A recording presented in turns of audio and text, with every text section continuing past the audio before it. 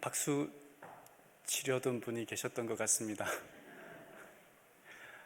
바깥에는 꽃들이 참 우리의 마음을 봄이 왔구나, 생명이 있구나 하는 생각을 하게 하고, 또 교회에 오니 아름다운 또 찬양이 피아노와 또 첼로와 바이올린이 어우러진 아름다운 찬양으로 우리의 마음을 행복하게 해주셔서 이 안식일이 참 의미 있는 것 같습니다. 아마 여기에 앉아 계신 분들, 특별히 그 3층은 모르겠는데 중층에 앉아 계신 분들이 바라는 설교 예배 시간이 있을 것 같아요. 그 시간을 채워줄 수 있으면 좋겠는데 짧으면 짧을수록 좋잖아요, 그죠? 짧으면 짧을수록 좋은데 그렇죠? 대답 안 하시네요. 그러면 제가 준비한 시간대로 가겠습니다. 오늘 저녁부터 금요일 시간에 저는 시간이 허락되는 대로 예수님께서 산에서 가르치신 그 산상설교, 산상보훈, 산상수훈에 있는 내용 가운데 팔복에 관하여 좀 살펴보고자 합니다. 오늘은 첫 번째 시간으로 구속되는 복이라고 하는 제목으로 가난한 자는 복이 있다라고 하는 그 이야기를 함께 살펴보고자 합니다. 오늘의 시대를 경계가 없는 그 무경계의 시대라고 불러도 좋을 것 같아요. 과거에는 한 사람이 관계를 맺기 위해서는 수많은 어떤 노력과 그리고 돈과 어떤 만남이 있어야만 관계가 이루어졌는데, 지금은 마우스 클릭 한 번으로 한 번도 본 적이 없고 또 이야기를 나눠보지 않은 사람과 친구라는 이름으로 흔히 말하는 그 인터넷상에서 우리가 관계를 맺고 살아가는 시대를 살고 있습니다. 교통과 과학의 발달로 인해서 우리의 어떤 그 삶의 경계가 점점 이렇게 무너졌다기보다는 경계가 없어진, 사라진 상태에 살고 있지 않나 하는 생각을 해봅니다. 좋은 면도 분명히 있겠죠. 그런데 경계가 무너짐으로 우리의 삶에 있어서 좀 아쉬운 부분들도 많이 있습니다. 코로나가 발생했을 때에 그 이화여대 석좌 교수인 그 생태학자인 최재천 교수가 그런 말을 했잖아요. 인간이 침범하지 말아야 될 자연을 그 경계를 허물어 버리고 들어감으로 그곳에서 동물들에게나 서식되는 바이러스가 인간의 세계까지 왔다라고 하는 이야기를 했던 것을 기억합니다. 경계가 없으므로 계속 넘으려는 욕망의, 인간의 욕망이 때로는 우리가 발생하지 않아도, 치르지 않아도 되는 대가를 치르게 된다라고 하는 말입니다. 사람에게는 경계선이 있어야 안정감이 있습니다. 그래서 이렇게 안전선이라고 하는 것도 있지 않습니까? 산상수훈은, 예수님의 산에서의 설교는 그렇게 살아가는 인간들에게 경계선을 알려주는 말씀이기도 합니다. 예수님께서 산상설교를 하기 전 마태복음 4장에는 한 사건이 등장합니다. 그것은 우리가 잘 아는 것처럼 마귀에게 당한 시험의 이야기 말입니다. 그 내용을 보면 첫 번째는 물질의 유혹이었습니다. 돌을 떡으로 만들어라. 두 번째는 명예의 유혹이었습니다. 뛰어내려봐, 천사들이 너를 받들어 줄 거잖아. 세 번째는 권력의 유혹이었습니다. 내가 엎드려 나에게 경배하면 내가 이 세상 모든 것을 너에게 주겠다라고 하는 것 말입니다. 요한은 이것을 육신의 정욕, 이생의 자랑, 그리고 안목의 정욕이라고 이야기를 했습니다. 예수님이 이 말씀, 이 시험들에 대하여 어떻게 승리하셨는지 우리는 너무나 잘 압니다. 무엇이죠? 기록되었으되. 사단은 그 경계를 계속 넘어오라, 넘어가라라고 이야기를 하는 거죠. 인간의 불행은 어디에서 자초되었냐면 하나님의 말씀하신 그 경계를 자꾸 이렇게 넘어감으로, 아담과 하와가 하나님의 말씀의 경계를 넘어감으로 발생한 것이 뭐냐면 불행, 죄의 시작입니다. 그러니까 이 시대를 살아가는 우리들은, 이 죄의 후손인 우리들은 무엇 하고 싶어 하냐면 자꾸 경계를 넘어가려고 하는 사람들이라는 말이죠. 사단은 그 말씀의 경계를 넘어서면 행복이 있다, 그 경계를 넘어서는 것이 너에게 유익하다라고 하는 유혹을 계속하고 있는 것입니다. 사도 바울은 이런 말을 합니다. 고린도전서 4장 6절에 형제들아, 내가 너희를 위하여 이 일에 나와 아볼로를 들어서 본을 보였으니 이는 너희로 하여금 기록된 말씀 밖으로 넘어가지 말라. 말씀은요, 하나님의 말씀은, 우리가 넘지 말아야 할 하나님의 말씀은 우리로 하여금 안전하게 지켜주는 경계선과 같은 것입니다. 보호선입니다. 도로에, 자동차가 다니는 도로에 사람이 다니는 길이 있고 자동차가 다니는 도로가 있고, 자동차가 다니는 도로에도 중앙선이 있어서 서로 넘지 말아야 하는 그 경계선들이 있습니다. 그 경계선을 넘어가지 않을 때 우리에게는 평안과 안전을 확보할 수 있는 것이죠. 그런데 오늘날 우리가 마주한 사회는 그 경계선을 허물어 버렸어요. 괜찮다. 수많은 사람들이 하나님을 믿는다고 고백하는 이 시대에 그리스도인 우리조차도 도대체 무엇이 바른 경계선인지를 알지 못하는 시대에 살아가고 있습니다. 정보의 홍수, 이 수많은 정보들, 인터넷, 유튜브 이런 것을 통하여 우리는 안다고 생각하지만 뭔가 불안한 시대에 살아가고 있는 거예요. 뭐가 옳은 것일까? 뭐가 맞는 것일까? 그런 시대에 예수님은 우리에게 8가지에 대한 어떤 경계선과 같은 천국, 하나님을 믿는 사람이라면, 천국의 사람이라면 이렇게 살아가는 것이다 라는 이야기를 알려줍니다. 그래서 오늘 첫 번째 그 복, 심령이 가난한 자는 복이 있나니 천국이 그들의 것이미요 라고 하는 제목으로 함께 말씀을 나누고자 합니다. 원어의 순서대로라면 이렇게 말하는 것이 맞다고 합니다. 복이 있도다 심령이 가난한 자들이요 라고 하는 순서랍니다. 산상설교는, 이 팔복은 제자들에게, 믿는 사람들에게 한 가르침이었습니다. 그러니까 믿는 사람들에게 한 가르침이었다면 오늘 예수를 믿는다고 고백하는 우리 모두에게 해당되는 가르침이기도 합니다. 오늘 이 시대를 뭐라고 부르냐면 소비주의, 소비사회라고 이야기를 합니다. 이 소비사회는 예수님이 가르친 길과는 정반대의 방향을 때로는 가라고 이야기하기도 하죠. 물질을 소비하는, 물질을 사고 소유하는 것에서 즐거움을 찾고 자신이 소유한 물건의 브랜드에서 그 가치, 정체성을 확인하는 것이 이 소비주의입니다. 그것은 모두 허상입니다. 예수님은 하나님과의 관계 안에서, 그 말씀 안에서 행복을 찾고 가치를 찾고 삶의 방향을 찾으라고 하지만 오늘날 사회는 그렇지 않은 것 같아요. 여러분, 자동차를 살 때에 예전에는 사람들이 뭘 찾았냐면 승차감을 이렇게 중요시했습니다. 승차감. 근데 요즘 승차감과 함께 중요하게 생각하는 것이 있습니다. 하차감입니다. 시동을 끄고 차 문을 열고 내릴 때 다른 사람들이 나와 나의 차를 향하여 바라보는 그 시선 말입니다. 그 하차감으로 자동차를 산다라고 하는 사람들이 있습니다. 현대자동차의 그 오래된 자동차 가운데 이 그랜저라고 하는 차가 있지 않습니까? 2019년도로 알고 있는데요. 그 그랜저 광고를 다음과 같은 내용으로 만들었습니다. 때는 1993년 중학생 정도로 돼 보이는 학생들 3명이 CD 플레이어를 듣고 춤을 추며 놀고 있습니다. 기찻길가에 앉아서 이야기를 나누는데 한 친구가 또 다른 친구에게 이렇게 질문을 던집니다. 우리 이 다음에 성공하면 뭐 할까? 그때 일명 갓그랜저 아시죠? 갓그랜저 차량이 이렇게 철길을 이렇게 지나가는 그림이 나오고 질문을 받은 친구가 이렇게 대답합니다. 그랜저 사야지. 한 2년 정도 된 광고 같은데 똑같은 그랜저 광고입니다. 한 사람이 회사를 떠나는 거예요. 이제 정든 회사를 떠나고 짐을 챙겨서 떠나가는 모습이 나옵니다.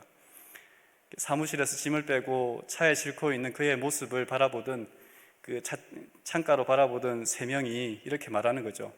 박 차장이 박차고 나가는구만. 그러자 이게 뭐 이 동료들이 비아냥거리는 거예요. 그때 새로 바꾼, 그러니까 이제 직장을 그만둔 박 차장의 차량이 눈에 들어옵니다. 그 차량이 뭐냐면 그랜저거든요. 그러면서 이렇게 말합니다. 속으로 말하는 거죠. 부럽다. 우리가 가지고 있는 그 어떤 물건, 소유하고 있는 것에 우리의 가치를 찾는 그런 시대에 우리는 살고 있습니다. 사람들은 브랜드, 그 어떤 그 메이커를 굉장히 중요시하는 것 같아요. 뭐 저도 마찬가지입니다만은 제가 중학교 시절에 그 신발 가운데 그 나이키, 뭐 요즘도 나이키가 있는데 저희 아이들에게 가끔 신발 사줄 일이 있어서 나이키면 야 이거 한번 신어봐 그러면 아이들은 별론데 라고 하는데 제가 중학교 때 나이키는 굉장한 신발이었습니다. 돈 있는 집 아이들만 신는 신발이라고 뭐 인식될 만큼 가격이 비쌌잖아요. 근데 그 나이키라든지 이런 명품 뭐 이렇게 흔히 요즘은 이게 명품도 아니죠. 뭐 더 고가의 어떤 그 명품 브랜드를 사는 이유 중에 하나가 뭐냐면 그것이 뭐 기능성이 좋을 수도 있습니다만은 그 물건을 삼으로 말미암아 그것을 가짐으로 말미암아 같은 계층에 있는 사람들보다 한 발짝 더 앞섰고 내가 더 가치 있다라고 하는 것을 보여주기 위함이다라고 이야기합니다. 이것을 이렇게 이런 심리를 과시적 소비라고 이렇게 부르는데요. 이 과시적 소비와 관련해서 이렇게 한 어떤 그 사람의 책을 인용한다면 이 사람입니다. 장 보드리야르라고 하는 사람인데 그 사람의 책 소비의 사회라고 하는 책이 있습니다. 그 책을 보면 사람들의 소비의 기준은 어떤 기능성이 아니라 느낌과 이미지를 중요시한다고 합니다.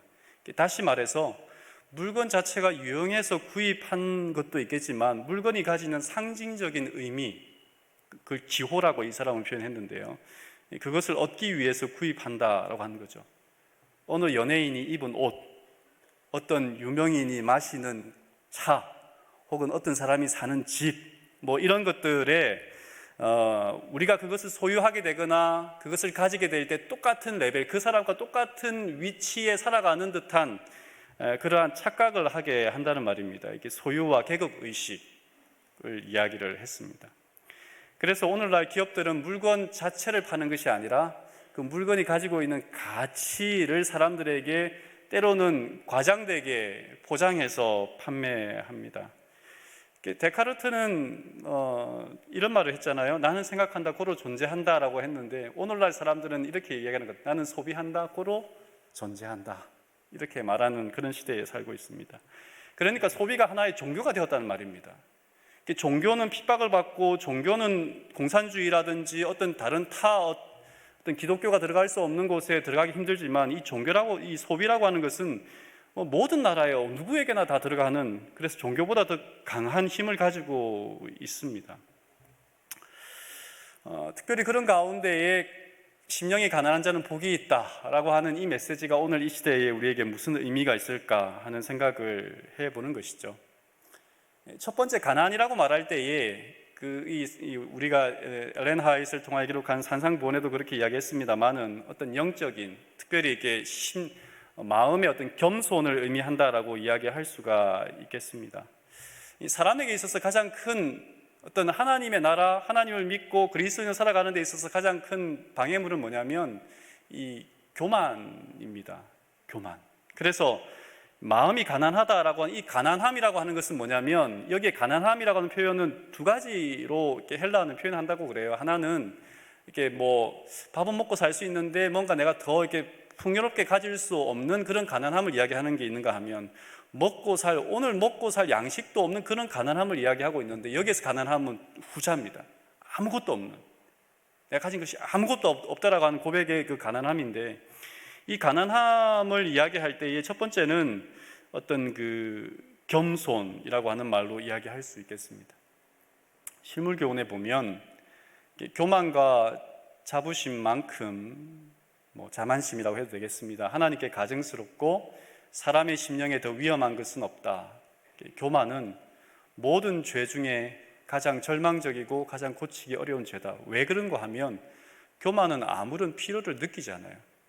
교만은 마음 문을 닫고 그리스도를 영접치 않고 주께서 주시는, 하나님께 주시는 무한한 축복을 바라지도 소망하지도 않기 때문에 이 교만이라고 하는 것은 굉장히 위험한 것입니다. 심령의 가난함이라고 하는 말은 우리가 하나님이 아닌 다른 것에 대하여, 그러니까 하나님이 아닌 다른 것에 대한 가난함이 아니라 무엇보다도 하나님에 대한 가난함, 처절하게 하나님이 없이는, 하나님이 나와 함께 하지 않고서는, 아니 내가 하나님이 없이는 무엇도 할 수 없는 존재라고 하는 그러한 낮고 낮은 겸손한 마음이 이 가난함이다라고 이야기를 할 수 있겠습니다. 근데 이 이야기는 우리가 좀 많이 듣지 않았습니까? 근데 이 심령의 가난함이라고 하는 말은 이 마음의 가난함은 동시에 물질적인 가난함이라고 하는 말로도 이야기할 수 있습니다. 똑같은 이 마태복음의 내용을 기록한 누가복음, 팔복의 내용을 기록한 누가복음이 이렇게 말합니다. 가난한 자는 복이 있나니 하나님의 나라가 너희 것이며. 이 가난이라고 하는 단어를 이게 보면 누가복음 똑같은 단어를 누가복음 16장 20절에는 뭐라 그랬냐면 거지라고 표현했어요. 거지. 그러니까 어떤 심령이 가난하다라고 하는 마태복음의 이야기와 또 함께 우리가 살펴보아야 할 것은 뭐냐면 물질적인 게 가난함에 대한 이야기입니다. 마태복음 5장 앞에 4장에는 그 끝 말미에는 예수님의 제자들이 된 사람들이 자신의 배를 버려두고 예수님을 쫓아오는 이야기가 등장합니다. 그래서 예수님이 말씀하신 이 물질적 가난함은 가난을 좋아하는 사람은 아무도 없잖아요. 가난함은 상태가 아니라 태도입니다. 물질적 가난한 상태가 복이 되지는 않습니다. 물질적 가난함은 겸손을 가져다 주기도 하지만 반대로 가난함 때문에 교만해지고 뭔가 없기 때문에 원망하고 다른 사람의 것을 욕심내고 또 시기하고 질투하는 마음을 가져다 주기 때문에 가난의 상태가 복되다라고 생각하는 것은 성경적이지 않다라고 생각합니다. 그래서 예수님이 요청하신 것은 뭐냐면 물질적 가난함에 대한 태도입니다. 그러니까 물질이 많으냐 적으냐의 상태가 아니라 그 물질을 어떻게 대하고 그 물질에 대한 어떠한 마음으로 우리가 소유를 인정하느냐라고 하는 것에 대한 이야기입니다. 누가복음 18장에 가면 그 부자 청년의 이야기가 나오지 않습니까? 그 청년이 예수님이 제자가 되려고 하는데 예수님이 한마디를 한 것에 그 청년은 좌절하고 돌아갑니다. 너에게 한 가지 부족한 것이 있는데 너의 소유를 뭐 하라고 해요? 팔아서 가난한 자에게 나누어 주라라고 이야기를 합니다. 예수님은 부자 청년의 잘못을 지적할 때에 재물이 많은 상태 그 자체를 지적한 것은 아니었습니다. 예수님이 지적하신 것은 자신의 소유를 팔아 가난한 자들을 도와줄 수 있는 마음이 있느냐 없느냐에 대하여 관심이 있었던 거예요. 시대 소망은 그래서 이렇게 이야기를 합니다. 그리스도께서는 이 사람 부자 가난에게 하나의 시험을 주셨다. 그분께서는 그에게 하늘의 보화와 세속적 위대함 중에서 하나를 선택하도록 요구하셨다. 그가 만일 예수를 따른다면 하늘의 보화가 그에게 약속되었을 것이다. 그러나 자아를 포기하고 그의 의지를 그리스도께서 주관하시도록 해야 할 것이었다. 하늘의 보화와 세속적 위대함 둘 중에 하나를 선택해야 했단 말입니다. 연이어서 521쪽 시대 소망에는 이렇게 말합니다. 그리스도께서는 그 관원이 그리스도인의 품성을 완성시킬 수 있는 곳에 자신을 처하게 할 수 있는 유일한 조건을 말씀하셨다. 그분의 말씀은 엄격하고 가혹한 것처럼 보였지만 그것은 지혜의 말씀이었다. 이 말씀을 받아들이고 순종하는 것만이 관원에게 유일한 구원의 희망이었다. 그러면서 예수님이 이런 말씀하지 않습니까? 낙타가 바늘기로 들어가는 것이 부자가 하나님의 나라에 들어가는 것보다 쉬우니라라는 말을 합니다. 부자 가난이 복되지 못한 것은 그가 부자였기 때문이 아닙니다. 돈이 많은 것이 하나님 나라에 들어가지 못하는 이유가 되지는 않습니다. 그런데 그 그 부자라고 하는 그 상태가 아닌 그 부자가 가지고 있는 태도에 있어서 예수님은 말씀해 주고 있는 것입니다. 그래서 심령의 가난함이라고 하는 말은 어떤 우리의 마음의 가난함, 부족함을 느끼고 하나님께 늘 간절한 마음으로 찾는 그 마음일 수도 있겠지만, 우리의 삶에 살아가면서 바라보는 수많은 삶의 선택에 있어서 우리의 마음의 상태가 어떠해야 하는지, 태도가 어떠해야 되는지를 이야기하고 있습니다. 가난이라고 하는 것은 복스럽지 않습니다. 가난이라고 하는 것은 분명히 우리에게는 힘든 것입니다. 부자가 하늘나라에 들어가기 어려운 것은 돈이 많아서가 아닙니다. 그 돈 때문에 진짜 주인인 하나님에게서 멀어지기 때문에 부자가 하늘나라에 가기가 어렵다는 거예요. 가난한 사람도 마찬가지입니다. 가난한 사람이 하늘에 들어가기 쉽다라는 성경 말씀은 없습니다. 가난 그 자체가 우리의 삶의 영성을 보장해 주지는 않기 때문에 그렇습니다. 오히려 내가 가지지 못한 것 때문에 남을 한탄하고, 내가 가지지 못한 것 때문에 남을 부러워하고, 내가 가지지 못한 것 때문에 남의 물건을 탐한다면 가난하면서도 하나님이 내 삶의 주인인 것을 모시지 못하는 것은 동일한 것입니다. 그래서 예수님은 마음과 물질의 가난함의 상태가 아닌 태도를 이야기하고 있다라고 하는 것을 기억하는 것은 중요한 것 같습니다. 부자가 하는 이야기가 이후에 곧바로 등장하는 이야기가 하나 있어요. 누가복음 18장의 삭개오의 이야기입니다. 성경은 두 사람의 이야기를 대조적으로, 의도적으로 배치합니다. 19장에 보면, 누가복음 19장에 보면 시작하면서 19장 2절에 삭개오는 부자라라고 이야기를 하거든요. 부자라. 부자 청년과의 대조점은 뭐냐면, 삭개오는 자신의 소유 중 절반을 가난한 자에게 주겠다라고 이야기를 합니다. 또한 타인의 것을 빼앗은 일이 있다면 4배나 갚겠다라고 말을 합니다.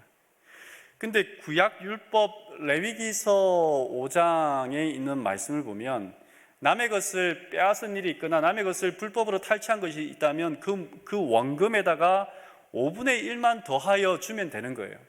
그런데 삭개오는 몇 배요? 4배를 주겠다라고 선언하는 것입니다. 그러니까 예수님을 영접한 이후에 삭개오가 자신의 소유에 대한 태도가 바뀐 거예요. 삭개오가 살던 곳은 여리고였습니다. 여리고는 당시 소비 문화의 중심지였어요. 중심지였단 말입니다. 그 당시 여리고는 예루살렘 다음으로 큰 도시였고, 요단강을 건너 예루살렘을 가는 길목에 위치해 있었습니다.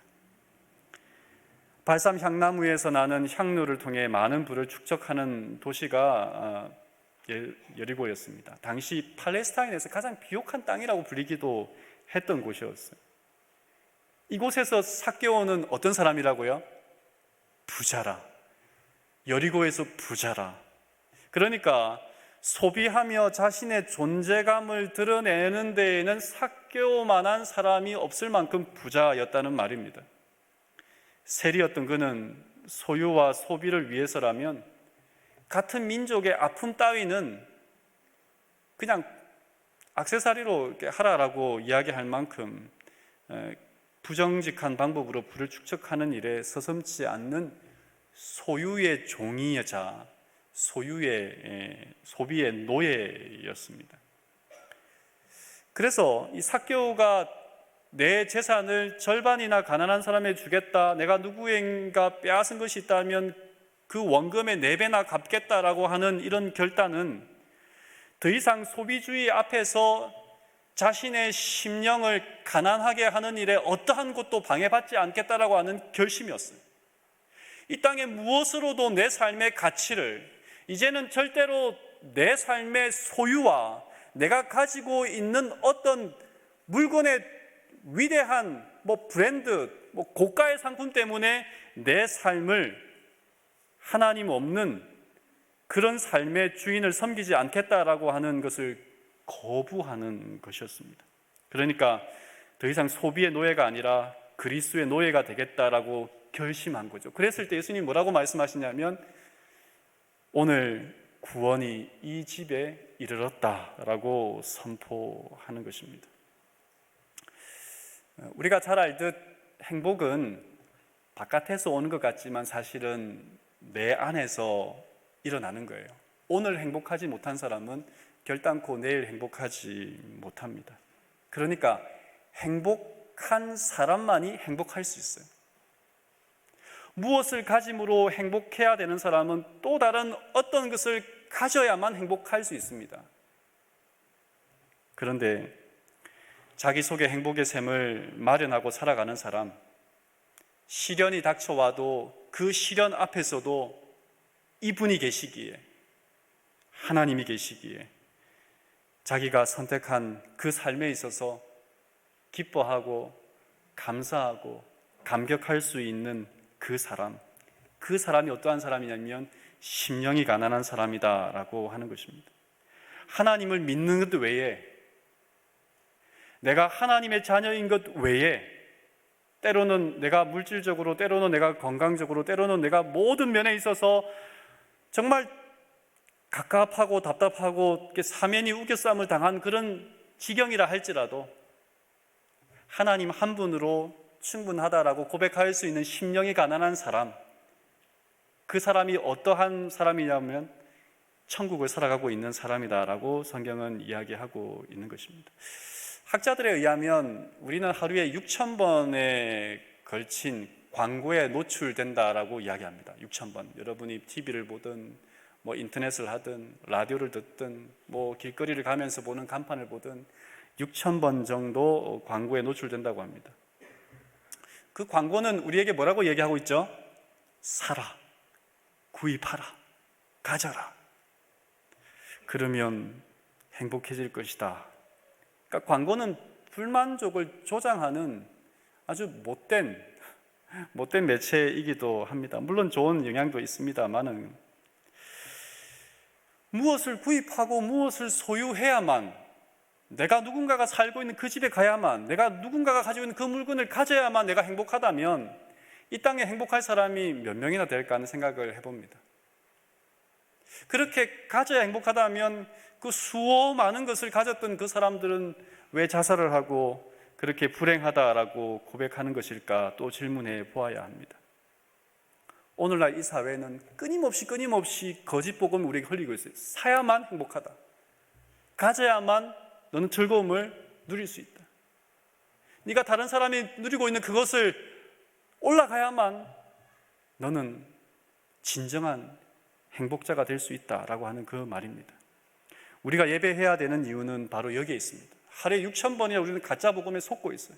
우리가 하나님 말씀 앞에 나와서 하나님 없이는 저에게 아무것도 이 세상에서 저에게 행복을 줄 수 있는 것이 없습니다라고 고백해야 되는 이유는 바로 여기에 있다는 말입니다.